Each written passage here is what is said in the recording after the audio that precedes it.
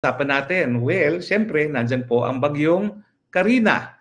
At ang katotohanan na bagamat wala po tayong signal number 4, isa po ito sa pinakamaraming tubig na bumaha sa ating Metropolitan Manila. No? Ito po ay kasing dami ng tubig ng dinulot ng Ondoy, kung naalala nyo. No? Pero parang hindi na tayo natuto. No? Matapos ang Ondoy, dapat nagkaroon na tayo ng mga proyekto ng flood control projects para maiwasan na yung matinding pagbaha na dulot ng Ondoy. Pero yun nga po, no, parang hindi tayo natututo sa kasaysayan, ganun pa rin po ang pagbabaha at mukhang mas malala pa. Wala po ako nung sa Pilipinas na nangyari ang Karina, pero nakita ko po mga larawan at video sa balita at sa internet. No? Talaga naman pong naging napakalaking swimming pool ng Metro Manila.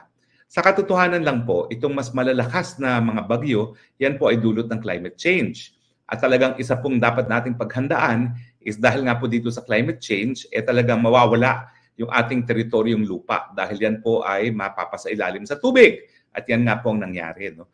Yung mga lugar gaya ng Valenzuela, ng Malabon, ay naku po, baka talaga pong maburean sa mapa kapag patuloy po yung global warming na tinatawag.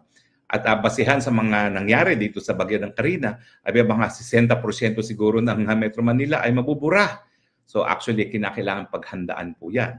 Dahil sa ngayon na wala pang mga nalulubog na mga isla, ay nagkakaroon na tayo ng problema sa teritoryo, lalo pa po kapag tumaas pa ang level ng karagatan, malubog pa yung mga bato-bato dyan sa pinag-aagawang isla, naku po, mas malaking problema yan.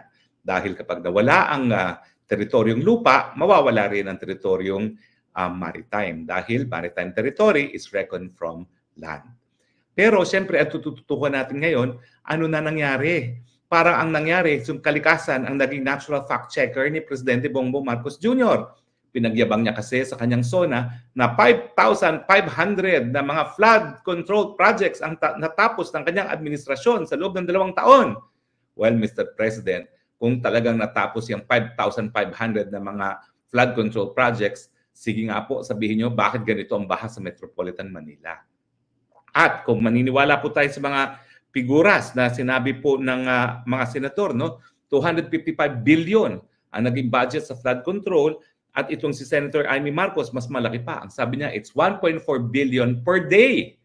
So times 365 days. So talagang napakalaki po yan. Naabot sa mga 400 billion ang flood control. So ano po nangyari sa mga flood control projects? Bakit baha pa rin? Well, ang katotohanan po niyan, ang mga flood control projects, gustong-gusto yan ng mga senatong sa Congress at congressman. Bakit? Kasi dyan sila kumikita ng napakalaking salapi. Bakit? Well, ano ba ibig sabihin ng flood control? Siyempre, tatanggalin mo yung accumulated na lupa sa mga ilog at iba pang tributaries. No? Sino ba nagbabantay kung talagang sila yung nagtatanggal ng lupa? Kung maalala nyo, nung nagkaroon ng stop election sa panahon ni Marcos Sr., isa sa napakalaking proyekto ay yung dredging ng Manila Bay. Diyos por santo, paano mo naman ma-measure yung dinidredge na lupa sa Manila Bay? Yun po talaga ay fundraising para sa snap election. At ganyan po ang nangyayari sa mga flood control projects. Dredging, desilting. Sino ba nagbabantay kung ganong karami na didredge sila at nadidesilt?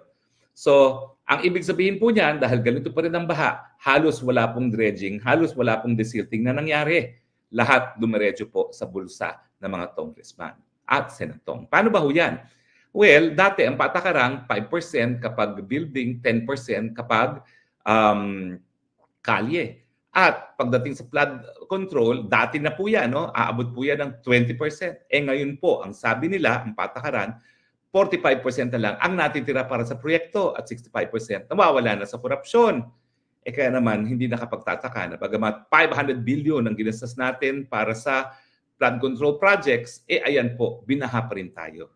Yan po ay patunay na ang kalikasan na ang nagpatunay na korupsyon ang nangyayari sa mga flood control projects, wala talagang desilting, wala talagang mga dredging na nangyayari, lahat po yan kinukurakot ng mga matatakaw na politiko. Ano po dapat gawin ngayon? Well, dapat po talaga